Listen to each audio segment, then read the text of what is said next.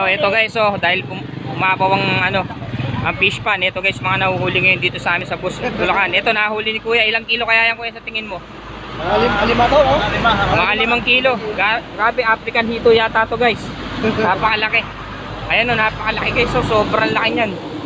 Grabe. Ayan po guys, yung mga namimingwit ngayon dito dahil umapaw po yung fish pan dito po dahil sa tuloy-tuloy po ang pag-ulan. At siyempre sinasamantala po natin itong pagbablog dahil na ito, napakadami pong tao nagkakagulo. Napakadami pong nahuhuling mga malalaking hito.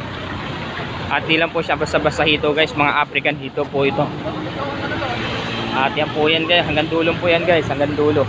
Sobrang dami pong namimingwit. At grabe po talaga. Ang lalaki ng nahuli ni Kuya, sobra.